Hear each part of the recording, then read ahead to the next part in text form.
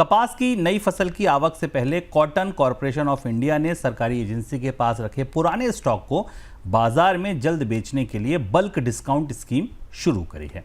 इस स्कीम के तहत 15 सितंबर तक कपास खरीदने पर इंडस्ट्री को डिस्काउंट दिया जा रहा है। कॉटन कॉरपोरेशन ने यह स्कीम ऐसे समय में शुरू की है जब सरकार ने कपास के इंपोर्ट को दिसंबर तक ड्यूटी फ्री कर दिया है। सर, क्या सरकार इंपोर्ट खोलकर खुद फंस गई इस ट्रैप में? शुभम, इस पूरी नीति से ऐसा लग रहा है कि सरकार उलझ रही है कॉटन में। अगर सरकार को कॉटन सस्ता ही देना था तो इस पर फिर इंपोर्ट खोलने की क्या जरूरत थी? यही कॉटन दिया जा सकता था। अगर आप रेट्स देखें, 52,000 से 53,000 रुपए के आसपास की कैंडी इंपोर्टेड डिस्काउंट के साथ, जिस पर ड्यूटी हटाएगी, वो बुक हो रही है। 356 kg की कैंडी होती, जबकि cotton corporation of India discount पर 48,000 रुपए के आसपास की कीमत पर कॉटन को डिस्काउंट पर सेल कर रहा है। यहां जो बड़ी दुविधा है वो ये है कि अगर सरकार के पास अतिरिक्त कॉटन का स्टॉक था तो उसे फिर ये इसी सस्ते स्टॉक को कंपनियों को दे देना चाहिए था। दूसरी तरफ कॉटन की नई आपूर्ति, नई सप्लाई बाजार में पहुंचना शुरू हो रही है, उसकी मुहूर्त की तैयारियां चल रही हैं और वहां कीमतें काफी दबी हुई हैं, एमएसपी से नीचे हैं।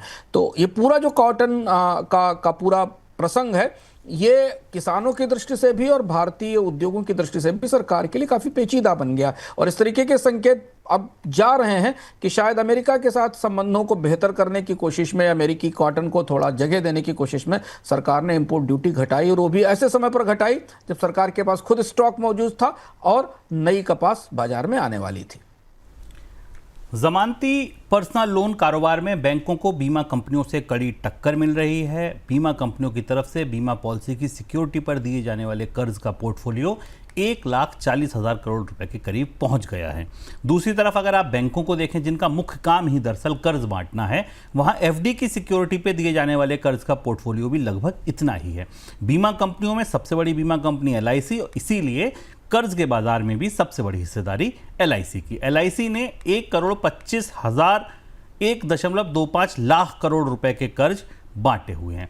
सर, इस ट्रेंड को कैसे समझाए? क्या ये चुनौतीपूर्ण है कि नया बाजार खुलता नजर आ रहा है?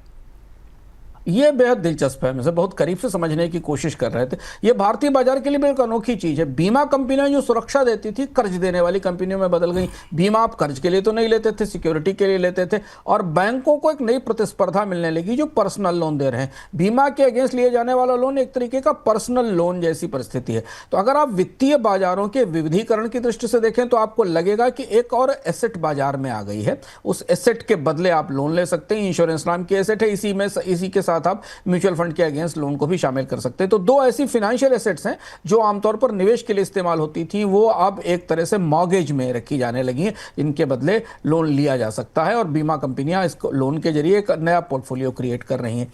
पर दूसरी तरफ बीमा और म्यूचुअल फंड को प्लेस करके लिया जाने वाला लोन कहीं ना कहीं डिस्ट्रेस को भी दिखाता है और यह भी बताता है कि लोगों के पास कैश सरप्लस परिवारों में उपलब्ध नहीं है। उनकी बैलेंस शीट्स, परिवारों की बैलेंस शीट हिट हुई हैं और इसलिए उन्हें इन उपकरणों के जरिए कर्ज लेने की जरूरत पड़ रही है।